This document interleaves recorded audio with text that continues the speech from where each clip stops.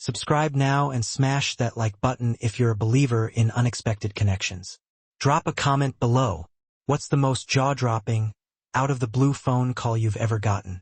The billionaire's despair and the cleaner's secret? You've got to be kidding me. That makes 3 nannies this week alone. Daniel Hayes, a man accustomed to getting what he wanted, was pacing back and forth in his ridiculously extravagant London office, his cell phone practically glued to his ear. On the other end of the line, his usually unflappable assistant was practically tripping over her words, stammering that the latest nanny had up and quit that very morning. "Mr. Hayes," she squeaked. She said she just couldn't handle the baby's crying anymore. She's never, ever seen anything like it. "Well, find another one, then.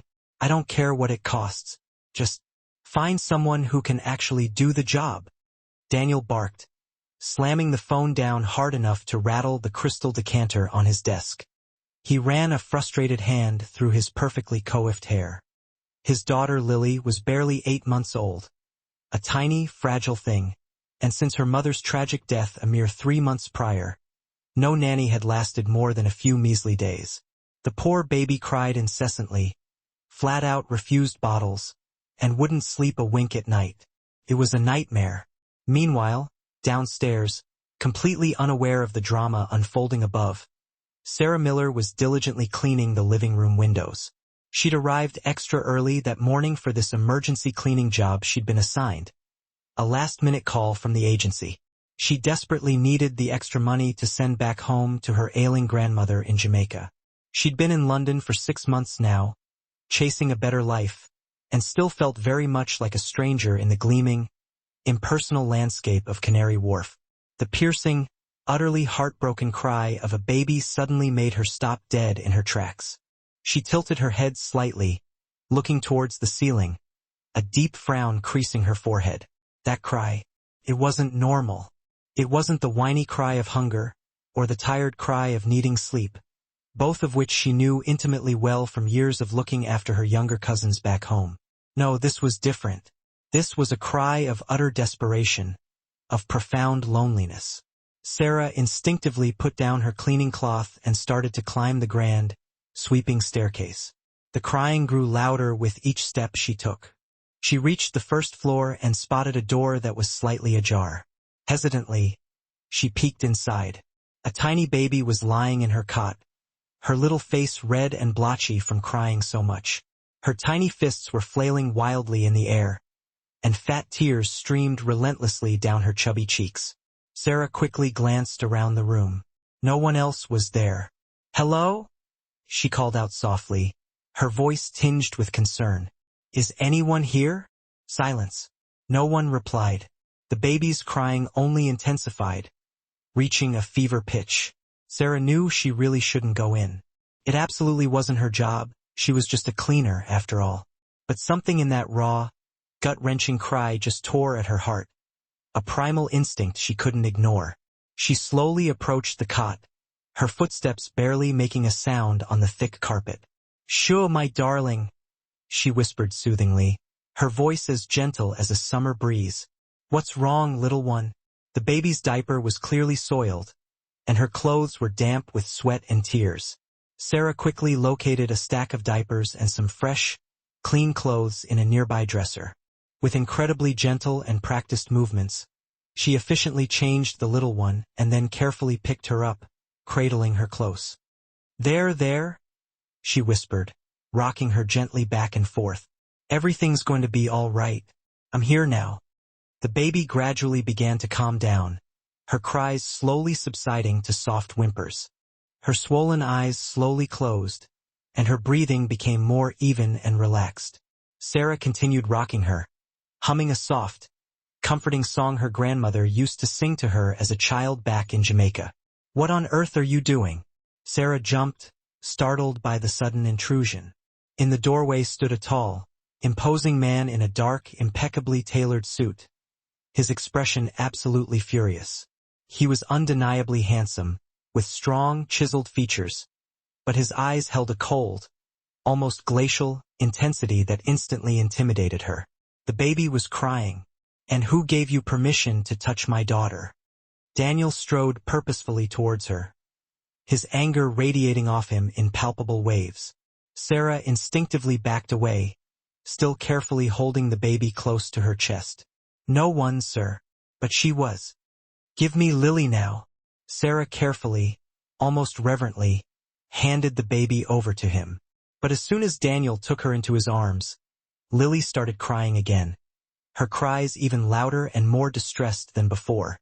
Daniel tried desperately to calm her, bouncing her gently and whispering soothing words, but the cries just grew louder and more frantic. "I don't understand. She calmed down with you?" Daniel murmured, looking at Sarah with a strange, perplexed expression on his face. Her diaper was dirty, and her clothes were wet and uncomfortable.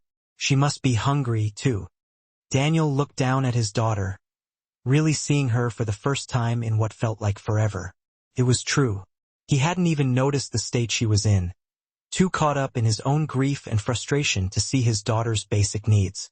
Have you looked after babies before?" "Yes, sir. My cousin's back in Jamaica. I practically raised them." Daniel hesitated for a moment, then extended his arms back towards Sarah. "Take her again." Sarah hesitated for just a fraction of a second, but then gently took Lily back into her arms. Immediately, as if by magic, the baby quieted down. Her small hands clutched at Sarah's blouse, and her breathing became steady and even. "What's your name?" Daniel asked, watching the incredible scene unfold with a mixture of disbelief and burgeoning hope. "Sarah Miller. I work for the cleaning company." "Where are you from, originally?" "Jamaica. I arrived in London 6 months ago." Daniel was silent, completely mesmerized by the sight of his daughter completely relaxing and finding comfort in the arms of this unknown woman. 3 highly paid, professionally trained nannies had failed miserably, but this unassuming cleaner had somehow, seemingly effortlessly, achieved the impossible. "Prepare her bottle," he suddenly instructed her, his voice still sharp but with a hint of desperation creeping in. "It's in the kitchen downstairs." Sarah, still cradling Lily in her arms, turned and headed downstairs. In the pristine, modern kitchen, she expertly prepared the bottle, just as she had learned with her cousins back home. Lily drank the milk without a fuss, her wide, innocent eyes fixed intently on Sarah's face.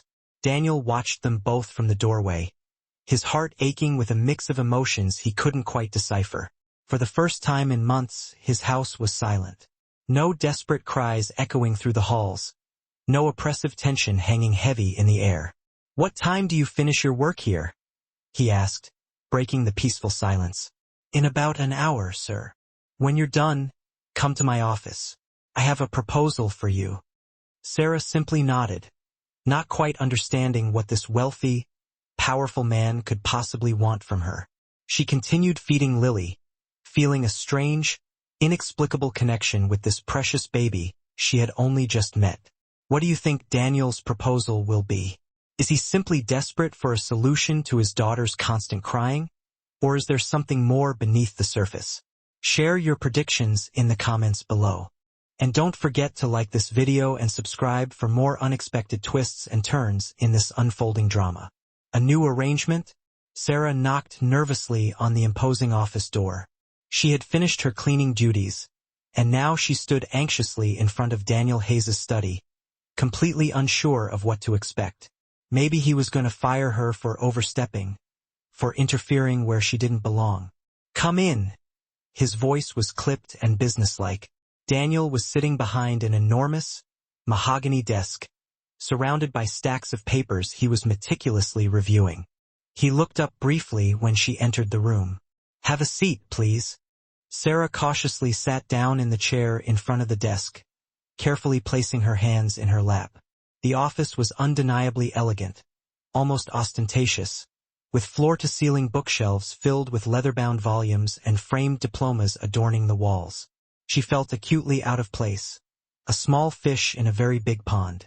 You have experience looking after children?" Daniel asked directly, cutting straight to the chase. "Yes, sir. I helped raise my younger cousins back in Jamaica. I also worked with a family in Kingston for a while before coming to London." Why did you come to London?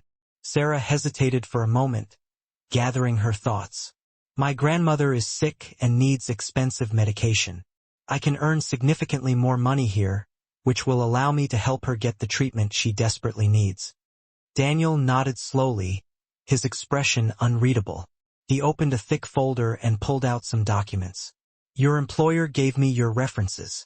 She says you're responsible and reliable. I try to be, sir. What happened today with my daughter? Daniel paused, as if struggling to find the right words to express himself. Lily hasn't stopped crying in weeks. No nanny, regardless of their qualifications or experience, has been able to calm her down the way you did.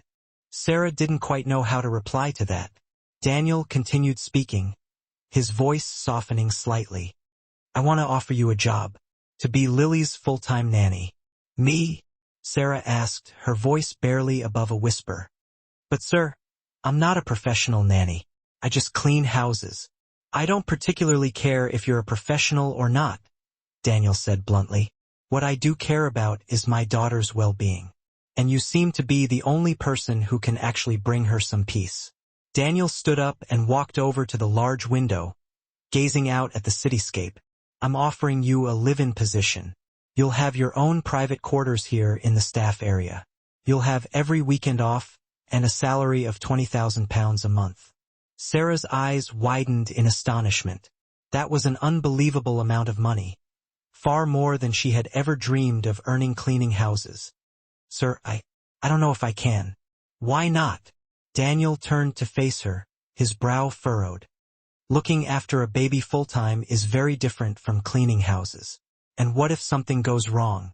Daniel sighed, running a hand through his hair in frustration. Look, Miss Miller, I've hired nannies with university degrees, with years of experience, with the best references money can buy. None of them lasted more than 3 days. You managed to make my daughter stop crying in 5 minutes. Sarah thought about her grandmother, about the life-saving medication she desperately needed, about the incredible amount of money she could send back home. She took a deep breath.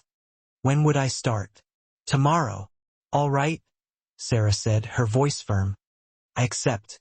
The very next day, Sarah arrived at the mansion with a small, worn suitcase clutched in her hand. Daniel personally showed her to her room, which was simple but clean and comfortable. Then he took her to Lily's nursery. Her routine is chaotic, to say the least, Daniel explained, a hint of helplessness in his voice. She eats at different times every day, doesn't sleep well at night. The last nanny said it was completely impossible to establish any kind of schedule. Sarah confidently approached the cot. Lily was awake, lying on her back and waving her little hands in the air. Hello, little one, Sarah cooed softly. Do you remember me? The baby made a happy, gurgling sound that seemed almost like a response. Sarah gently picked her up, and Lily immediately calmed down, snuggling into her arms. I'm going to create a routine for her, Sarah said, her voice filled with conviction. Babies need fixed schedules to feel secure and happy. In the following days, Sarah meticulously established a strict, consistent routine for Lily. The baby had breakfast promptly at 8 a.m., playtime at 10 a.m., a nap at 2 p.m., and dinner at 6 p.m. At night, Sarah sang soft, soothing songs until she gently drifted off to sleep. The atmosphere in the house completely transformed. No more constant, heart-wrenching crying echoing through the halls. Instead, there were happy giggles and adorable baby babble. Sarah talked to Lily constantly, read her colorful picture books, and played with her on the living room floor. Daniel watched from afar, observing the remarkable change in his daughter and in the atmosphere of his home. He would come home from work and often find Sarah and Lily happily playing on the carpet, or Sarah carefully preparing the baby's food while singing softly to her. It was an image he hadn't seen, or even dared to imagine, since Emma's untimely death. One afternoon, he came home unexpectedly early from work.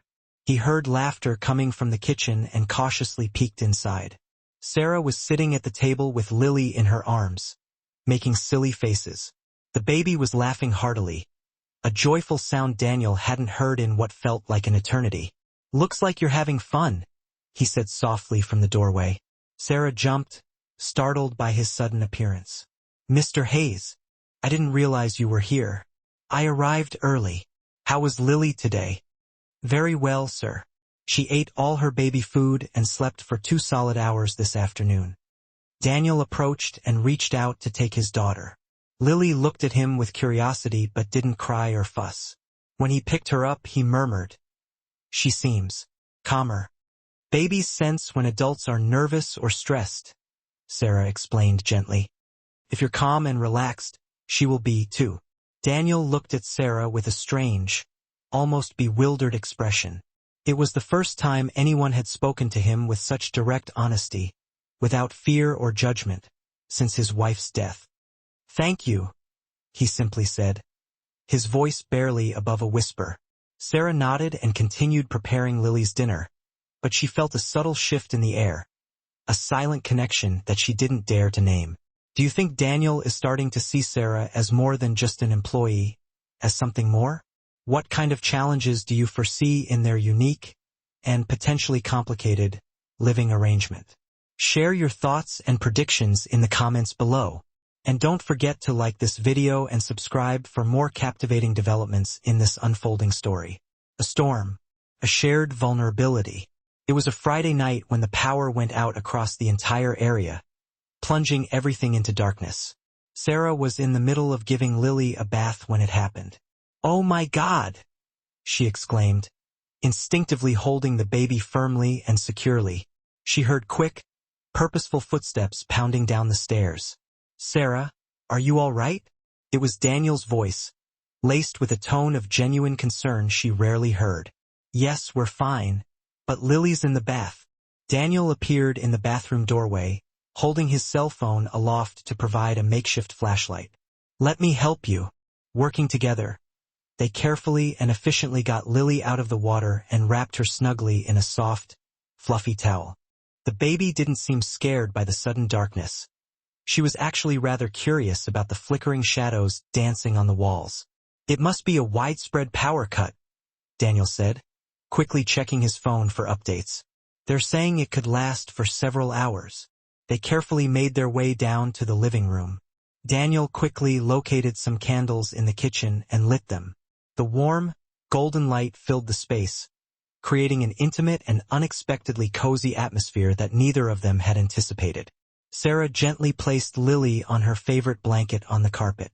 The baby happily played with her tiny feet, making contented cooing sounds. "She seems perfectly content," Daniel commented, sitting down on the floor near them. "Babies aren't bothered by the dark as much as we adults are. They live more in the moment." They fell into a comfortable silence, simply watching Lily. The candles flickered gently, casting dancing shadows, and the only sound was the baby's contented gurgling. Do you miss Jamaica?" Daniel suddenly asked, breaking the peaceful silence. Sarah looked at him, surprised. It was the first time he had ever asked her a personal question about her life. "Every single day, especially my grandmother." "How is she, by the way?" "She's not doing well. She has diabetes and heart problems. The doctors say she needs surgery, but it's very expensive and I just don't have the money."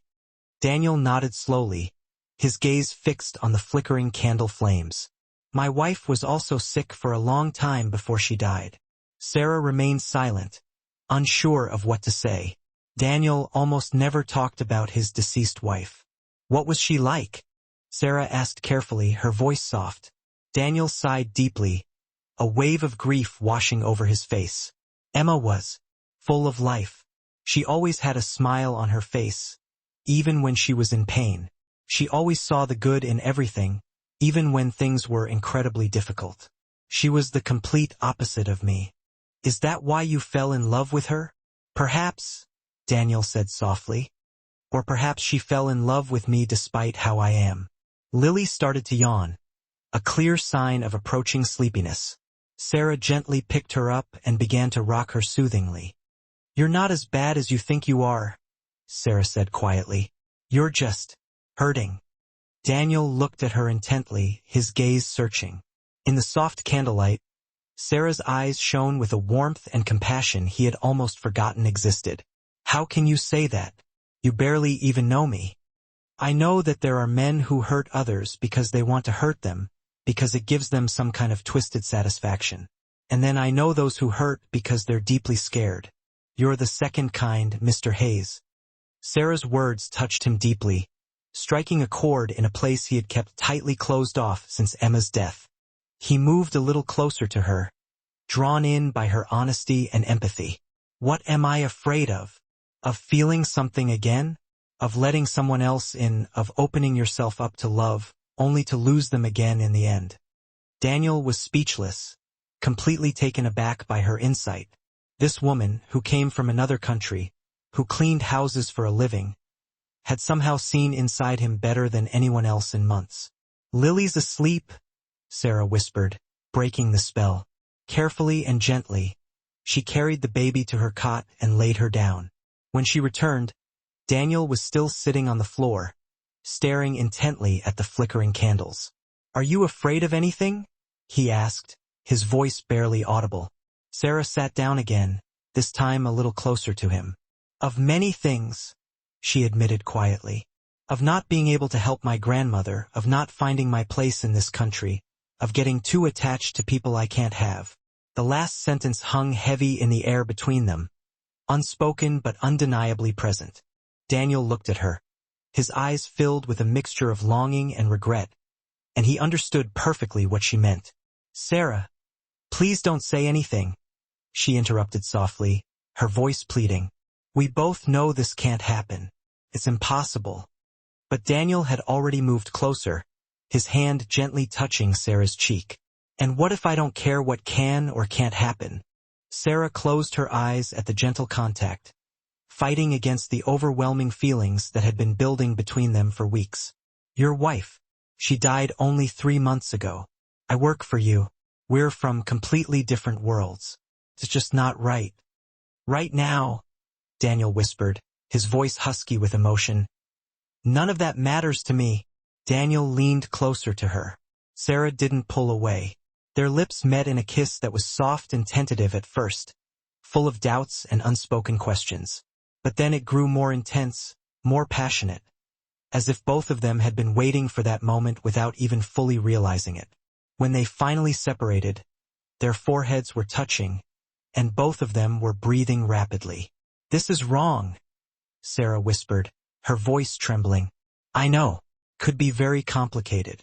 "I know," Daniel murmured, his eyes filled with conflict. But neither of them moved. They stayed like that, clinging to that intimate moment in the soft candlelight, knowing that when the electricity returned and the lights came back on, everything would inevitably change. And they were right. What do you think will happen when the lights come back on? Will Daniel and Sarah openly acknowledge what happened between them? Or will they pretend it never occurred, burying their feelings deep down inside? Share your thoughts and predictions in the comments below. And don't forget to like this video and subscribe for the inevitable next chapter. The Reckoning. And the drive to Yorkshire. The next day, when the lights flickered back on, Daniel was back to his usual cold and distant self, seemingly determined to erase the events of the previous night. He treated Sarah like any other employee, as if the kiss had never happened, as if that moment of shared vulnerability and intimacy had been nothing more than a figment of their imaginations. But both of them knew, deep down, that something had fundamentally changed between them forever. 3 long, agonizing weeks had passed since the night of the power cut. Daniel continued to act as if nothing had happened, meticulously maintaining his facade of detached professionalism. But Sarah couldn't help but notice the way he looked at her when he thought she wasn't watching. His eyes, betraying his carefully constructed mask of indifference, said one thing, while his behavior said another entirely. On that particular Tuesday, Daniel had left early in the morning for an important business meeting out of town. Sarah took the opportunity to deep clean the master bedroom, a task she had been putting off for weeks. Lily was sound asleep in her cot, providing her with a precious window of time to tackle the daunting chore. While dusting the shelves in the walk-in wardrobe, she found a dusty, old cardboard box tucked away in a dark corner. She carefully pulled it out and placed it on the bed. Inside, she found a collection of photos, letters, and personal items that had clearly belonged to Emma, Daniel's deceased wife. Sarah hesitated for a moment, wondering if she should even be going through the box. It felt like a profound invasion of privacy, a line she shouldn't cross. But as she continued to clean around the room, Lily woke up and started to cry. Reluctantly, she picked her up and brought her into the room so she wouldn't be all alone. Lily saw the open box and immediately stretched out her tiny hands towards the shiny objects inside. Before Sarah could stop her, the baby grabbed a black mobile phone from the bottom of the box. "No, my love," Sarah said gently, trying to take the phone away. "That's not a toy." But Lily stubbornly held onto the phone, happily pressing random buttons. Suddenly, the screen lit up, illuminating the room. "Oh no," Sarah muttered under her breath. "I hope it's not damaged." Sarah carefully checked the phone to see if it was still working. The battery was low, but thankfully it seemed to be functioning. On the screen, several videos appeared. The most recent one was dated 2 months before Emma's death. Unintentionally, Lily touched the screen, and one of the videos began to play. On the screen appeared a beautiful woman with warm brown hair and kind green eyes. She was sitting in the very same room where Sarah now found herself. "If anyone is watching this," the woman said softly in the video, her voice tinged with sadness, "I'm probably not here anymore." Sarah froze, completely stunned. It was Emma, Daniel's deceased wife, speaking from beyond the grave. "Daniel," Emma continued, addressing the camera directly, "if it's you who finds this video, please forgive me for not telling you the truth sooner." Sarah knew she should turn off the phone immediately, that she had no right to be seeing this intensely personal message. But the next words Emma spoke chilled her to the bone, rooting her to the spot. "Lily is not our biological daughter. I adopted her without telling you anything." The video continued, Emma explaining how she had found Lily in an orphanage, how she had immediately fallen deeply in love with her, and how she had falsified the adoption papers to make it seem like the baby was biologically theirs. "I was so afraid to tell you, Daniel," Emma confessed, her voice breaking with emotion. "Afraid that you wouldn't love her if you knew she wasn't yours. Afraid that you would leave me. I know it was wrong of me, but I don't regret it for a single moment. Lily is our daughter in every way that truly matters." The video abruptly ended, leaving Sarah sitting in stunned silence, cradling Lily, who played on obliviously, completely unaware of the earth-shattering secret she had just unwittingly revealed. What should she do now? Should she pretend she had never seen the video, burying the devastating truth deep down inside? Or should she tell Daniel the truth, risking the potential fallout and the complete unraveling of his carefully constructed world? That afternoon, when Daniel returned from work, Sarah found it impossible to act normally. She was visibly nervous and distracted, her thoughts consumed by Emma's shocking revelation. During dinner, she spilled Lily's juice not once, but twice, a clear indication of her inner turmoil. "Are you all right?" Daniel asked, noticing her unusual behavior. "You look strange." "I'm fine, sir," she replied, forcing a weak smile. But she was anything but fine. Throughout the night, Sarah agonized over the matter, wrestling with her conscience and weighing the potential consequences of her actions. The next day, she finally made a decision. She waited until Daniel returned from work and appeared to be relatively relaxed, settling into his usual routine. Lily was already asleep, providing them with a rare moment of privacy. "Mr. Hayes," she said, her voice trembling slightly, "I need to talk to you about something important." Daniel looked up from his newspaper, his expression guarded. "What's wrong?" Sarah reached into her pocket and pulled out the black mobile phone. "Yesterday, while cleaning your room, I found this." Lily was playing with it and accidentally activated a video. Daniel's expression immediately changed, his eyes narrowing with suspicion. "That's Emma's phone. What video?" I think you should see it for yourself." Sarah handed him the phone, her heart pounding in her chest. Daniel took it with trembling hands and pressed play. Sarah stood there, watching Daniel's face change incrementally as he listened to his dead wife's words. his emotions shifting from confusion to disbelief to utter devastation. When the video ended, Daniel stared blankly at the screen in stunned silence for several minutes, his mind struggling to process the information. "This is a lie," he finally said in a hollow voice, barely above a whisper. "This is a lie," he shouted suddenly, standing abruptly and knocking over his chair. "Lily is my daughter. Sir, the video seems very real," Sarah stammered, recoiling slightly from his sudden outburst. "You don't know anything," Daniel roared, his face contorted with rage. "Nothing. Don't tell me what's real." He began pacing back and forth like a caged animal, his anger building with each step. "Why are you showing me this? What do you want from me?" "I don't want anything, sir," Sarah insisted, tears welling up in her eyes. "I just thought you had a right to know the truth." "The truth?" Daniel scoffed, his voice dripping with sarcasm. "The truth is you're trying to manipulate me somehow. That's what this is all about." Daniel's words were like a series of stinging slaps across her face. Sarah felt tears begin to stream down her cheeks. "How can you say that? I would never do something like that." "Maybe you edited the video yourself," Daniel accused her, his eyes wild with suspicion. "Maybe you made it all up to I don't know what, to get something out of me." "Mr. Hayes, I would never do something like that," Sarah sobbed, her voice breaking with emotion. "Of course you would," Daniel spat back, his anger escalating. "You've been acting strangely ever since that night of the power cut. I bet you thought you could use this to manipulate me, to take advantage of the situation." Sarah could no longer hold back her tears. "I just wanted you to know the truth," she cried, her voice filled with despair. "I thought you had a right to know. The only right you have is to do your job and keep your mouth shut." Daniel shouted, his face inches from hers. "I want you to leave right now. I never want to see you again." "What?" Sarah gasped, her body trembling uncontrollably. "You heard me. Pack your things and get out of my house. I want you gone."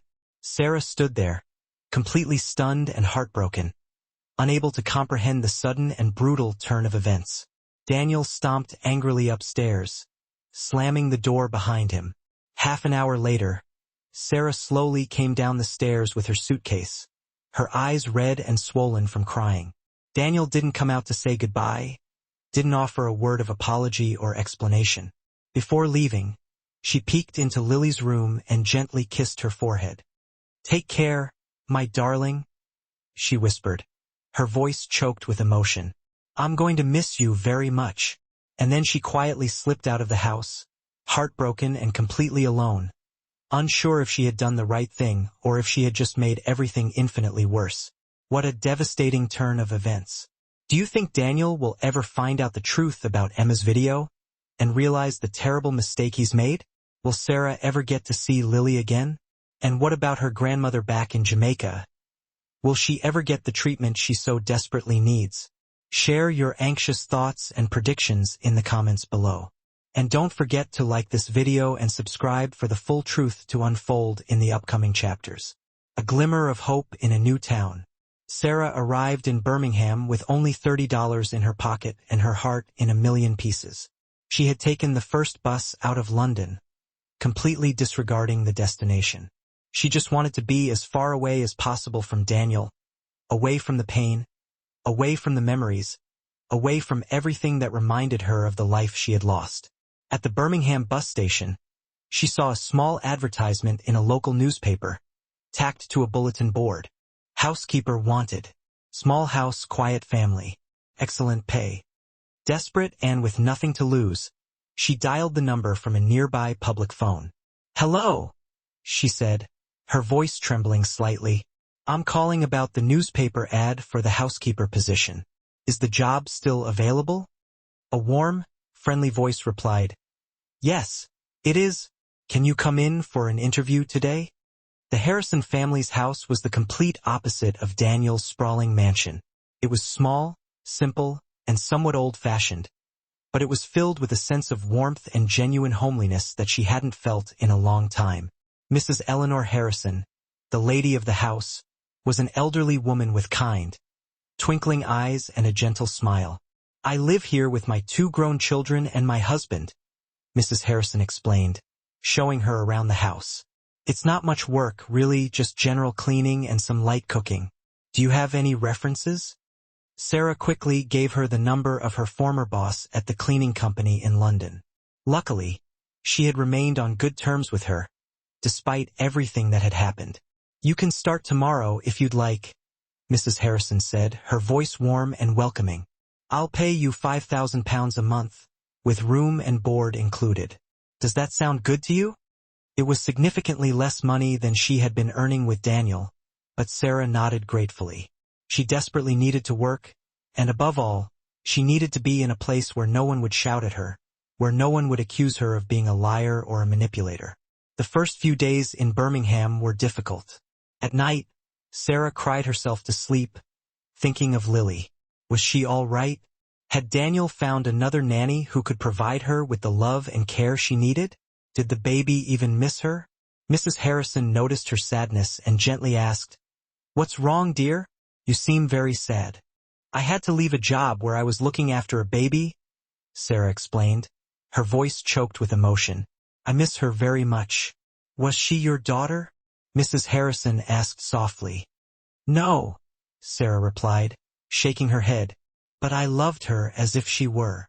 Mrs. Harrison placed a comforting hand on her shoulder. "Love doesn't need papers, dear," she said wisely. "If you loved her, and she loved you, then that's all that truly matters." Meanwhile, back in London, Daniel was living in his own personal hell. After Sarah left, he had hired an emergency nanny agency to provide temporary childcare. In just 1 week, 4 different nannies had come and gone, each one more exasperated and overwhelmed than the last. Lily wouldn't stop crying, her grief seemingly inconsolable. She refused to eat, wouldn't sleep, and seemed to be constantly searching for something, or someone, she couldn't find. Daniel himself had tried desperately to calm her, but it was completely impossible. "Mr. Hayes," the agency director told him over the phone, her voice filled with concern. "My most experienced nannies say they've never seen a case like this. The baby seems traumatized." "Traumatized? By what? She's only 8 months old," Daniel exclaimed, his frustration mounting. "We don't know, sir," the director replied. "Has anything traumatic happened in the house recently? Any significant changes in her routine or her caregivers?" Daniel knew exactly what had happened. Lily desperately missed Sarah, but his pride wouldn't allow him to admit it, even to himself. One night, Lily cried for 4 hours straight, her cries echoing through the house and piercing Daniel's heart. He held her, rocked her, gave her a bottle, changed her diaper, but nothing worked. He was desperate, pushed to the absolute limit. "What do you want?" he yelled at the baby, his voice filled with exhaustion and frustration. "Tell me what you want." Lily only cried harder, her small body racked with sobs.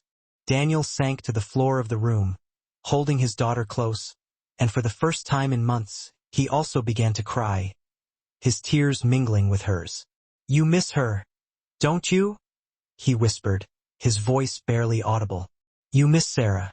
That very night, at 12:26 a.m., Daniel snatched up Emma's cell phone and played the video again. This time, however, the consuming rage that had previously gripped him was absent. He scrutinized every detail, hanging on every word, dissecting each frame with a newfound clarity. The following morning, he took the phone to a video forensics expert. "I need you to analyze this video with the utmost precision," he stated, his voice firm. "I need to know definitively if it's authentic or if it's been subjected to any form of editing. It'll cost you $1,000 for the full analysis, sir." "I don't care about the price," Daniel replied, waving his hand dismissively. 2 days later, the technician contacted him. "Mr. Hayes, I have the results of the analysis." Daniel held his breath, bracing himself. "The video is completely authentic, sir. There are absolutely no signs of editing, manipulation, or any kind of digital alteration whatsoever. It's the real deal." Daniel hung up the phone, the weight of the revelation crashing down on him. He sank into his office chair, remaining there motionless for hours. Emma had perpetuated a lie for years. Lily was not their biological daughter, a deception that cut him to the core. But even more devastatingly, he had treated the one person who had shown him genuine honesty with utter contempt. Sarah hadn't lied to him. She hadn't attempted to manipulate him for her own gain. She had simply presented him with the truth, no matter how agonizing it might have been. In Birmingham, Sarah had begun to find a semblance of peace. The Harrison family treated her with kindness and respect. Her work was undemanding, and gradually, painstakingly, she had started down the long road to healing. But at night, when she was alone within the confines of her small room, her thoughts inevitably drifted back to Lily. One afternoon, while tidying the living room, her phone buzzed with an incoming call. It was a London number, unfamiliar to her. Sarah Miller? Yes, speaking. Who is this? She replied, her voice tinged with apprehension. I'm Dr. Thompson, a pediatrician. I'm currently treating one of your patients. Well, she was your patient, Lily Hayes. Sarah's heart skipped a beat, a surge of fear coursing through her veins. What's wrong with Lily? Is she okay? She asked, her voice laced with urgency. The baby is physically healthy, but she's exhibiting symptoms of severe infant depression. Her father gave me your number. He said you were her nanny. Yes, I was, Sarah confirmed. But I don't work there anymore. Miss Miller, the baby isn't eating properly. She's not sleeping soundly, and she cries constantly. It's as if she's grieving. Did anything traumatic occur before you left the Hayes residence? Sarah closed her eyes, a wave of sorrow washing over her. It pained her deeply to know that Lily was suffering. Nothing traumatic happened, she replied, her voice barely above a whisper. I just left rather abruptly. Babies form incredibly strong bonds, Miss Miller. If you were her primary caregiver, it's highly probable that she misses you intensely. After ending the call, Sarah was left deep in thought, wrestling with her conscience. Lily needed her, that much was clear, but Daniel had made his feelings abundantly clear. He didn't want to see her again, his words still ringing in her ears. However, that night, sleep eluded her as her mind raced with thoughts of the baby she had come to love as if she were her own daughter. What an emotional turn of events. Daniel drove for 4 long hours, the miles stretching endlessly between London and Birmingham.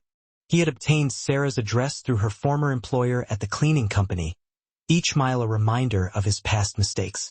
The journey afforded him ample time to contemplate what he was going to say, how he could possibly make amends. But as he finally arrived in front of the Harrison family's house, a modest but well-kept dwelling, he realized that words alone would never be enough. He knocked on the door, his heart pounding nervously in his chest. An elderly woman answered the door, her eyes scrutinizing him with a mixture of curiosity and suspicion. Yes. Good afternoon, Daniel began, his voice slightly trembling. I'm looking for Sarah Miller. My name is Daniel Hayes. Mrs. Harrison looked him up and down, taking in his expensive suit, the elegant watch that adorned his wrist, the impeccably polished shoes. This was undoubtedly the man who had caused Sarah so much pain, who had left her weeping for weeks. What do you want with her? She asked, her voice firm. I need to speak with her, Daniel replied, his voice earnest. It's important. She doesn't want to talk to you, Mrs. Harrison retorted, her expression unwavering. Please, madam, Daniel pleaded. It's about Lily, the baby she used to care for. Mrs. Harrison hesitated for a moment, her resolve wavering. Wait here, she said finally. She closed the door, leaving Daniel standing on the porch, and went to find Sarah, who was in the garden hanging laundry on the clothesline. My dear, she began, her voice gentle. There's a man at the door. He says his name is Daniel Hayes. Sarah dropped the shirt she was holding, her hands suddenly numb. Daniel was here, standing at the threshold of her new life. He says he wants to talk about the baby, Mrs. Harrison added, her eyes filled with concern. Sarah froze, a conflict raging within her. Part of her longed to run to the door, to see him, to hear his voice. But another part, the part that still felt the sting of his cruel words, reminded her of the pain he had inflicted upon her. "Tell him to leave," she said finally, her voice barely audible. "Are you sure, dear?" Mrs. Harrison asked, her brow furrowed. "He looks very worried." Sarah closed her eyes, her thoughts swirling. She thought of Lily, of the doctor's phone call, of the baby's silent suffering. "All right," she relented. "But stay close, please." Sarah walked towards the door, her steps hesitant. Daniel was standing on the pavement, his hands thrust deep into his pockets. He looked exhausted, as if he hadn't slept in days. "Hello, Sarah," he said softly, his voice filled with remorse. "What do you want, Mr. Hayes?" she replied, the formality of her tone cutting through the air. The Mr. Hayes stung more than he expected. Before, when they were alone, she used to call him Daniel. "I need to talk to you." "We already talked very clearly," she replied, her voice trembling slightly. "In fact, I have nothing more to hear from you." The words came out with more pain than Sarah intended to reveal. Daniel recognized the hurt in her eyes. "You were right about the video," he admitted, his voice low. "I had it verified by an expert. It's real." Sarah crossed her arms, her expression unreadable. And I was wrong," Daniel continued, his voice thick with emotion. "I was wrong about you. I was wrong to yell at you. I was wrong to kick you out of the house. Did you come all this way just to tell me that?" Sarah asked, her voice laced with skepticism. Daniel sighed deeply, the weight of his regret pressing down on him. "Lily is not well," he said finally, his voice cracking with emotion. "She's very unwell. She's not eating, she's not sleeping, and she cries constantly. The doctor says she has depression." Sarah's eyes welled up with tears, but she fought to maintain her composure. "Get another nanny," she suggested, her voice strained. "She doesn't want anyone else," Daniel insisted. "She misses you, and I miss you too." The words hung in the air, heavy with unspoken meaning. Sarah wiped away her tears with the back of her hand, her mind racing. "She misses me?" she echoed, her voice tinged with disbelief. "Or does she miss the employee who did her job well?" "I miss you, Sarah," Daniel repeated, his voice filled with longing. "The woman I kissed that night, the woman who made me feel alive again. But the next day, you pretended nothing happened," Sarah countered, her voice trembling. Daniel ran a hand through his hair, his frustration evident. "I was scared," he confessed. "Scared of betraying Emma's memory. Scared of feeling something for someone else. Scared of being hurt again. And now I realize I'm already hurting myself, and I'm hurting Lily, and I hurt you for no reason." Sarah remained silent for a long moment, her expression unreadable. "What exactly do you want, Mr. Hayes?" she asked finally, her voice barely above a whisper. "I want you to come back," Daniel pleaded. "Emily needs you." "And you?" Sarah challenged, her eyes searching his. Daniel looked her directly in the eyes, his gaze unwavering. "I need you too." Sarah shook her head, her emotions in turmoil. "It's not that easy," she said, her voice laced with skepticism. "You can't just come here, say some nice words, and expect everything to go back to the way it was." "I know," Daniel conceded. "That's why I didn't come to ask you to come back as an employee." "Then what?" Sarah asked, her voice tinged with curiosity. Daniel took a deep breath, bracing himself for what he was about to say. "I came to ask you to come back as part of the family," he declared, his voice filled with hope. "As the woman who might become my wife if you give me the chance." Sarah looked at him in utter astonishment, her mouth agape. "Are you crazy?" she exclaimed. "Do you honestly think that after the way you treated me, I can ever trust you again?" "No," Daniel admitted, his voice low, "but I hope you'll give me the chance to earn it back. I called you a liar, I yelled at you, I kicked you out of my house like you were trash, and I'm going to spend the rest of my life regretting that." Sarah remained thoughtful, her mind grappling with the enormity of his request. Part of her yearned to say yes immediately, to throw caution to the wind and embrace the possibility of a future with him. But the wounded part of her needed more, needed reassurance, needed proof that he had truly changed. "If I come back," she said finally, her voice resolute, "things are going to be different." "Different how?" Daniel asked, his brow furrowed. "No more secrets," Sarah declared. "No more treating me like an employee one day and a woman the next. No more yelling at me when you're angry, and no more pretending I don't exist when it suits you." Daniel nodded, his expression earnest. "Agreed," he said firmly. "And I want us to take things slowly," Sarah added, her voice soft but firm. "Very slowly. First, I need to see that you've really changed, not just hear it." "Sounds fair to me," Daniel replied, his eyes filled with sincerity. Sarah looked at him for a long moment, her gaze searching his soul. "All right," she said finally, her voice barely above a whisper. "I'll come back, but for Emily, not for you."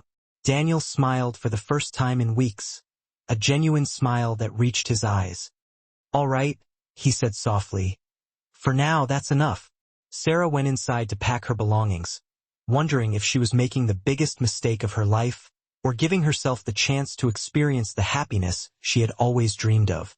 The drive back to London was silent, filled with unspoken thoughts and nervous anticipation. Daniel drove, his focus fixed on the road ahead, while Sarah gazed out the window, her mind racing with uncertainty about what awaited her. During the trip, Daniel filled her in on Lily's deteriorating condition. "The last nanny quit yesterday," he explained, his voice laced with concern. "She said she'd never seen a baby so sad. She hasn't eaten properly in weeks." "Has she lost weight?" Sarah asked, her heart aching for the little girl. "A little," Daniel confirmed. "The doctor says that if she doesn't improve soon, they'll have to hospitalize her." Sarah felt a pang of guilt in her chest. The thought of Lily's suffering so deeply tore at her heart. When they arrived at the house, Daniel carried Sarah's suitcase inside. "Your room is still the same," he said softly. "I didn't touch anything." They went upstairs, their footsteps echoing in the silent house. Sarah could hear Lily's weak cries emanating from her room, a sound that pierced her heart. It was a different cry from what she remembered, more subdued, as if the baby no longer had the strength to cry out for help. "Hello, my love," Sarah whispered, her voice trembling. "Did you miss me?" She approached the crib slowly and gently lifted Lily into her arms. The baby clung to her immediately, as if afraid she would disappear again. Her tiny hands tangled in Sarah's hair, her body trembling with emotion. "Oh, my darling," Sarah murmured, her voice choked with emotion. "You're so thin." Lily wasn't crying, but she wasn't smiling either. She simply clung to Sarah, breathing in her familiar scent, finding solace in her presence. "Are you hungry, precious?" Sarah asked, her voice gentle. She went downstairs to the kitchen, carrying Lily in her arms, and prepared her favorite baby food, the one she had always loved. Daniel watched them from the doorway, his eyes filled with a mixture of hope and gratitude. "Come, my love, let's eat," Sarah cooed, offering Lily a spoonful of the puree. At first, Lily refused the food, just as she had been doing for weeks. But when Sarah began to sing the familiar lullaby she had always sung to her during mealtimes, the baby slowly opened her mouth, her eyes widening slightly. "That's good," Sarah encouraged, her voice soft and soothing. Little by little, Lily ate half of her baby food, more than she had consumed in days. Then, exhausted but content, she fell asleep in Sarah's arms, her tiny body finally relaxed. "It's incredible," Daniel murmured, his voice filled with awe. "With you, she's a different baby." "Children need to feel secure," Sarah replied softly, her eyes filled with compassion. "When they feel abandoned, they stop trusting." Her words carried a double meaning, and Daniel understood them perfectly. The following days were dedicated to slow reconstruction, a gradual process of rebuilding trust and reestablishing normalcy. Sarah meticulously reestablished Lily's routine, providing her with the structure and security she desperately craved. However, She was more attentive than ever, mindful of the baby's fragile state. Lily had developed separation anxiety and didn't want Sarah to leave her side for even a moment, her fear of abandonment palpable. "It's normal," Sarah explained to Daniel, her voice patient. "She's afraid I'll leave again. It will take time for her to trust." Daniel, too, had undergone a profound transformation. He was no longer the cold, distant man he had once been, consumed by his work and emotionally detached from those around him. He would come home from work and immediately ask about Lily, eager to hear about her day. He would play with her on the floor, making silly faces and engaging in baby talk, and he even tried to feed her, although his attempts were often met with resistance. "It's so hard for me," he admitted one afternoon, his frustration evident after Lily refused the bottle he offered her. "I don't know how to talk to her, how to connect with her." "Talk to her like you would talk to anyone you love," Sarah advised, her voice gentle. "Babies understand more than we think. Speak to her with kindness, with tenderness, and let her know how much you care." One night, Sarah was awakened by noises coming from Lily's room. She got out of bed and went to investigate, her heart pounding with concern. She found Daniel sitting on the floor next to the crib, talking to the baby in a low, soothing voice. "I know I'm not your biological father," he was saying, his voice thick with emotion. "But I want to be. I want to look after you, protect you, watch you grow up. I don't know if you'll ever stop being afraid of me, but I'm going to try. I'm going to do everything in my power to earn your trust and your love." Lily looked at him with her big, innocent eyes, her expression unreadable. She wasn't crying, but she wasn't smiling either. She simply stared at him, her gaze unwavering. Daniel tentatively extended a finger towards her, and to his surprise, Lily reached out and grabbed it with her tiny hand, her grip surprisingly strong. "See," Sarah whispered from the doorway, her eyes filled with tears. "She loves you too." Daniel startled, his head snapping up. He hadn't realized she was there, witnessing his vulnerability. "Relationships are built with time and patience," Sarah continued, her voice soft but firm. "You're doing things right. Just keep being yourself, and let her see how much you care."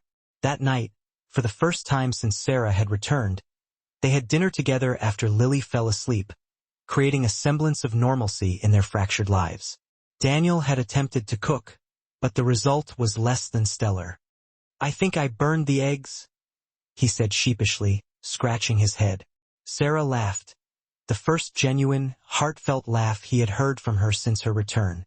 "They're a little golden," she teased, her eyes twinkling. "They're black," Daniel countered, his lips twitching into a smile. "Well, yes, they're black," Sarah conceded, her laughter echoing through the room.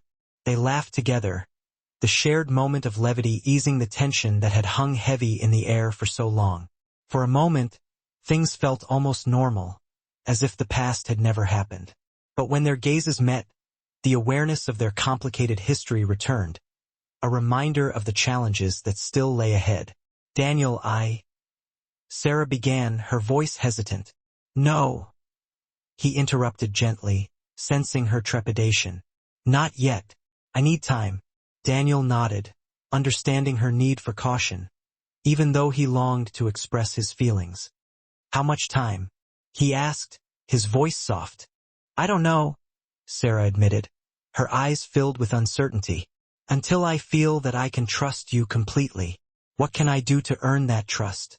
Daniel asked, his voice earnest. Sarah thought for a moment, her brow furrowed in concentration. "Keep being the man I see with Emily," she said finally, her voice resolute. "The one who talks to her with affection, the one who is patient, the one who tries to understand. I like that man. The other one, the one who yells and accuses, that one scares me." "That man no longer exists," Daniel declared, his voice firm. "Prove it to me," Sarah challenged, her eyes searching his. "Not with words, but with actions." Daniel extended his hand across the table, his palm open in a gesture of sincerity. Sarah hesitated for a moment, her gaze fixed on his hand. Then, slowly, cautiously, she placed hers on top, her touch fleeting but meaningful. "We'll go step by step," she said softly, her voice barely above a whisper. "Step by step," Daniel echoed, his grip tightening gently on her hand. It was a new beginning, fragile and tentative, but real nonetheless. The three of them were learning to be a family, each at their own pace, each healing their own wounds, and each striving to create a future filled with love, trust, and forgiveness. 3 months had passed since Sarah's return, and a sense of harmony had gradually settled over the house. The constant crying had subsided, replaced by the sounds of laughter and playful chatter.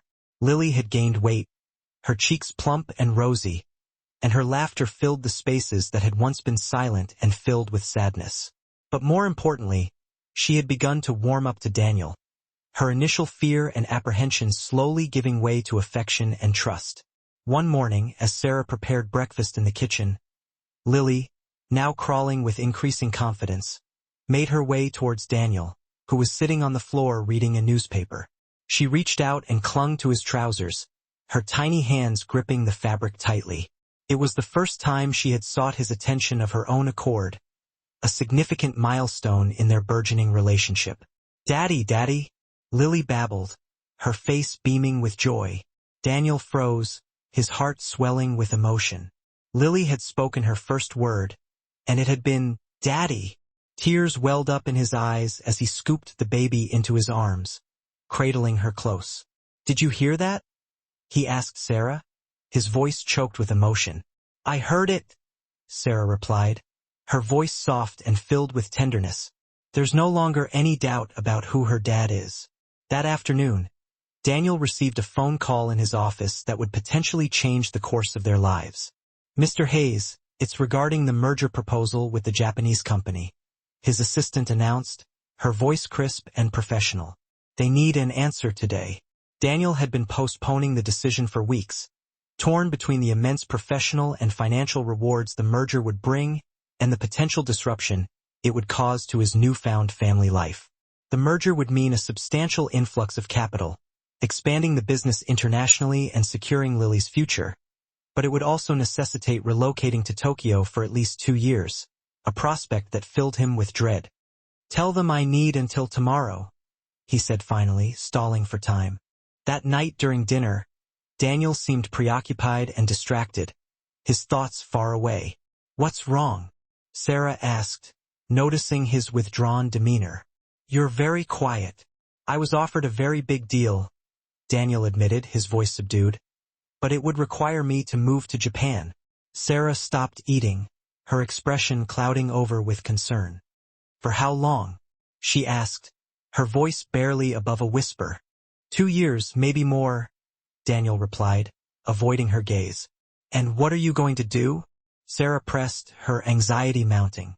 Daniel looked at Lily, who was happily playing with her food, oblivious to the weight of the conversation that could potentially alter the course of her life. "I don't know," he confessed. "It's a lot of money. It would secure Lily's future." "Lily's future is here," Sarah countered, her voice firm. "With the people who love her. Could you come with me?" Daniel asked tentatively, his eyes pleading.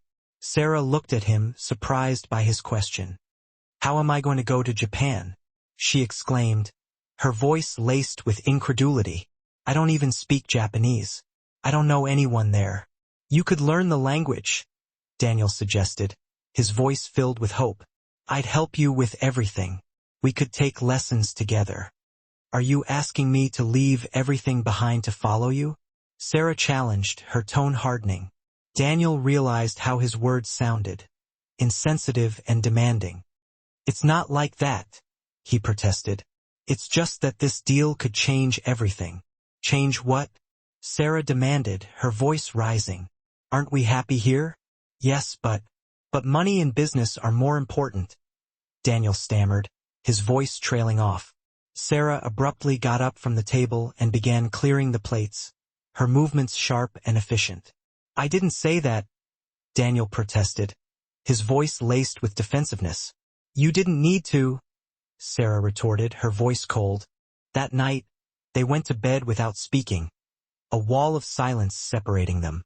Daniel lay awake for hours, his mind racing, wrestling with the decision that loomed before him. It was the opportunity of his professional lifetime, a chance to achieve unprecedented success and financial security. But it would mean separating himself from everything he had painstakingly built with Sarah and Lily, jeopardizing the fragile happiness they had found together. The next day, Daniel left for the office early without eating breakfast, his mind consumed by the impending decision. Sarah stayed home, playing with Lily in the garden, trying to distract herself from the anxiety that gnawed at her. "What do you think, my love?" she asked the baby, her voice soft and tinged with sadness. "Is your dad going to leave us for his business?" Lily only laughed and continued playing with her blocks, oblivious to the turmoil that was unfolding around her. In his office, Daniel stared at the proposal on his desk, his mind racing. His partners had been pressuring him all morning, urging him to seize the opportunity. "It's the perfect opportunity, Daniel." Richard, his main partner, insisted, his voice persuasive. "With this merger, we become an international company, a major player on the global stage. And what if I don't accept?" Daniel challenged, his voice laced with doubt. "The offer won't be available forever," Richard warned. "The Japanese have other options. They're not going to wait around for you to make up your mind." Daniel thought of Sarah, her face etched with worry as she silently washed the dishes the night before. He thought of Lily, saying "Daddy" for the first time, her voice filled with joy. He thought of the quiet evenings they spent together, sharing meals, reading stories, and simply being a family. The thought of sacrificing all of that for the sake of money and success filled him with a profound sense of dread. "Give me one more hour," he said finally, his voice resolute. He left the office and drove home, his decision made. He found Sarah giving Lily lunch, her movements gentle and loving. Both of them looked up when he entered, their expressions wary. "Have you decided?" Sarah asked, her voice neutral, avoiding his gaze. "Yes," Daniel replied, his voice firm. He sat down opposite them, his eyes fixed on Sarah. "I'm going to reject the proposal." Sarah looked at him, surprised, her expression unreadable. "Seriously?" she asked, her voice tinged with disbelief. "Really?" Daniel confirmed. "I realized something this morning. I've spent my whole life chasing the next deal, the next success, more money, but I've never been as happy as I've been these last few months." "You won't regret it?" Sarah said softly, a hint of a smile playing on her lips. "Maybe," Daniel conceded, "but I know I'd regret it more if I lost you both." Sarah smiled for the first time in 2 days, the tension finally easing from her face. "Are you sure?" she asked, her voice filled with tenderness. "There's a lot of money. Money can be earned in other ways," Daniel replied, his eyes filled with conviction. "But a family like this, that's not found twice in a lifetime." Daniel moved closer to her and took her hands, his touch gentle and loving. "Sarah," he began, his voice thick with emotion, "these past few months, you've taught me what truly matters. I don't want to be the man I was before, the man who only thought about work and ambition. I want to be the man who deserves to be with you, the man who can give you and Lily the love and happiness you deserve." Sarah's eyes filled with tears, her emotions overflowing. "What are you telling me?" she asked, her voice barely above a whisper. Daniel knelt in front of her, his heart pounding with anticipation. He pulled a small velvet box from his pocket, his hands trembling slightly. "I'm telling you that I love you," he declared, his voice filled with sincerity. "That I love the life we've built together, that I want Lily to have a mom who adores her, and that I want to have a wife who makes me a better person every day." He opened the box, revealing a simple but exquisite diamond ring, its brilliance reflecting the love that filled his heart. "Marry me, Sarah," he pleaded, his voice choked with emotion. "Not as an employee, not as a nanny, but as my equal, as my partner, as the woman who chose to stay when I didn't deserve it." Sarah was openly weeping, her tears streaming down her face. "Yes," she whispered, her voice trembling with joy. "Yes, I will marry you." Lily clapped her hands from her high chair, as if she understood that something profoundly important had just happened, her innocent joy adding to the emotional intensity of the moment. Daniel stood up and kissed Sarah, his lips meeting hers in a tender embrace. It was a kiss filled with promises, a kiss that sealed their commitment to a shared future, a kiss that spoke volumes about their love, forgiveness, and unwavering devotion. When they finally separated, they embraced in a group hug, their arms wrapped tightly around each other, creating a circle of love and belonging. "When?" Sarah asked, her voice breathless. "When should we get married?" "Whenever you want," Daniel replied, his eyes sparkling with happiness. "But I'd like it to be in Jamaica, with your grandmother present. It's important to me that she be there to share our joy." "Would you really go all the way to Jamaica to get married?" Sarah asked, her voice tinged with disbelief. "I'd go to the ends of the earth to marry you," Daniel replied, his voice filled with unwavering conviction. 2 years later, chaos and laughter filled the air of the Hayes household. "Emily, no," Sarah scolded gently, her voice laced with amusement. "The eggs don't go on the floor." Sarah laughed as she watched her 3-year-old daughter try to help with breakfast, her tiny hands covered in flour and egg yolk. The little one had insisted that she wanted to cook like Mommy, but her understanding of cooking involved flinging ingredients around the kitchen with unrestrained enthusiasm. "I help Mommy," Emily declared in her sweet little voice, climbing onto a chair to reach the hob, her determination unwavering. "Yes, my love," Sarah replied, her eyes sparkling with love. "You're helping a lot." Daniel came downstairs in his pajamas, his hair disheveled and a yawn escaping his lips. He no longer wore elegant suits on Saturday mornings, preferring the comfort of his pajamas and the joy of spending time with his family. "What are the most beautiful chefs in the world cooking?" he asked, his voice warm and affectionate. "Daddy!" Emily shrieked with delight, running towards him with her hands full of flour, her face beaming with happiness. "We're making pancakes." Daniel scooped her up into his arms, not caring that she covered him in flour, his heart overflowing with love. "Pancakes? And can I help?" "Yes," Emily squealed, her eyes shining with excitement. Sarah smiled, watching the scene unfold before her, her heart filled with contentment. Daniel had changed so much that at times he seemed like a completely different person, unrecognizable from the cold, distant man she had once known. He was no longer driven by ambition and material success, but by love, compassion, and a deep commitment to his family. He was now a dad who played on the floor, who sang silly songs, who stayed up all night when Emily had nightmares, who cherished every moment he spent with his wife and daughter. "Be careful," Sarah warned him, her voice teasing. "Last time you tried to cook, you almost set the house on fire." "That was one time," Daniel protested, his eyes twinkling. "And the smoke wasn't that bad. It was bad enough that the fire brigade came," Sarah countered, her laughter echoing through the kitchen. "Details, details," Daniel said, winking at her. He moved closer to her, still holding Emily in his arms, and kissed her cheek, his touch tender and loving. "Good morning, Mrs. Hayes." "Good morning, Mr. Hayes," Sarah replied, her heart fluttering at his touch. They still enjoyed calling each other that sometimes, a playful reminder that they were no longer boss and employee, but husband and wife, equals in every way. The wedding had been exactly as Sarah had always dreamed. A simple but beautiful ceremony held in her grandmother's garden in Kingston, Jamaica. Mrs. Davies had traveled all the way from Birmingham to be there, her presence adding to the joy and warmth of the occasion. Emily had walked down the aisle with the rings, tripping twice but arriving at the altar with a huge smile, her innocence and exuberance captivating everyone present. "What do you want to do today?" Daniel asked, turning his attention back to Emily. "Park," Emily shrieked immediately, her eyes shining with excitement. "Not the park again?" Sarah complained, her voice teasing. "We went twice yesterday." "But Mommy, I like the swings," Emily protested, her lower lip jutting out in a pout. "You like everything at the park," Daniel countered, his laughter echoing through the kitchen.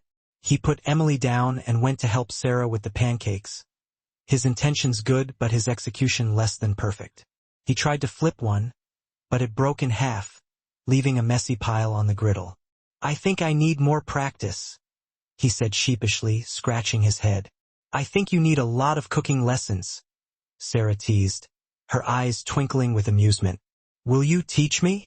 Daniel asked, his voice sincere.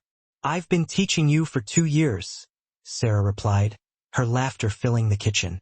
"You're a lost cause." They laughed together, their shared joy creating a sense of warmth and belonging that permeated the entire house. Emily, taking advantage of their distraction, surreptitiously dipped her little finger in the batter and tasted it, her eyes widening with delight.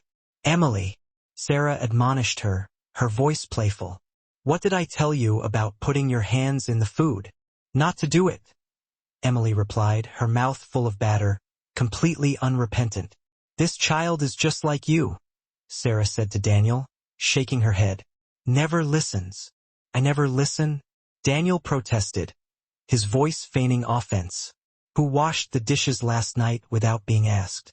"After I told you 3 times to wash them," Sarah countered, her eyes twinkling with mischief. "But I washed them," Daniel insisted, his voice laced with mock indignation.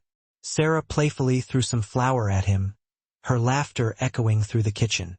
Daniel retaliated, throwing flour back at her, his eyes sparkling with delight.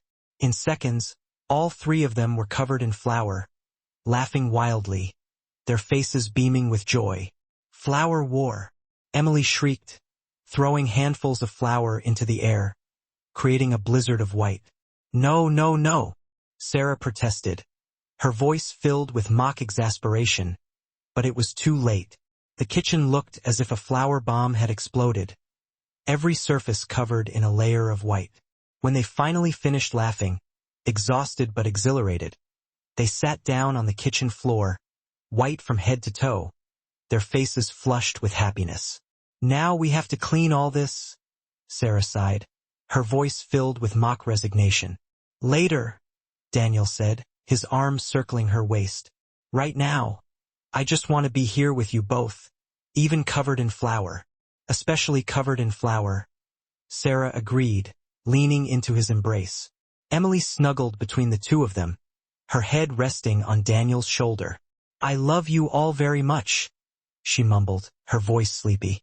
"And we love you very much, my love," Sarah replied, kissing her forehead. Daniel looked at both of them, his wife and his daughter, his heart overflowing with love and gratitude. He felt a sense of peace and contentment he had never known before, a quiet happiness that had nothing to do with material possessions or professional success. It was the happiness of belonging, of being loved unconditionally, of sharing a life with the people who mattered most to him. It wasn't a perfect life, he knew that.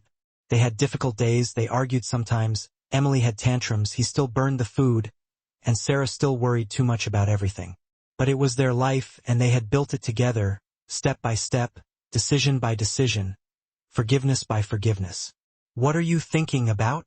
Sarah asked, sensing his pensive mood. "That we're the weirdest family I know," Daniel replied, a smile playing on. They remained there on the kitchen floor, dusted in flour, listening to the rain pitter-patter outside. They weren't a picture-perfect family, not by a long shot, but they were absolutely perfect for each other.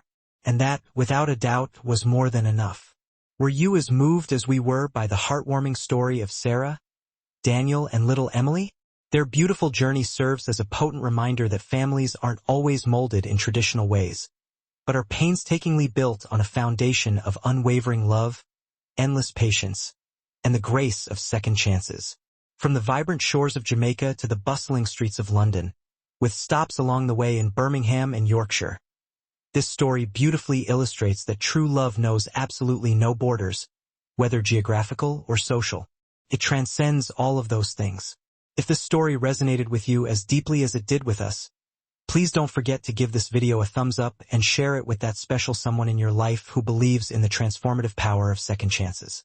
We're eager to hear from you. Where in the world are you tuning in from?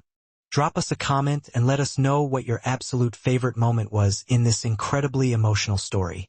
Was it the touching scene where Sarah first soothed little Lily, the undeniably romantic kiss by candlelight, or perhaps the heartwarming marriage proposal? Your thoughts and opinions truly matter to us.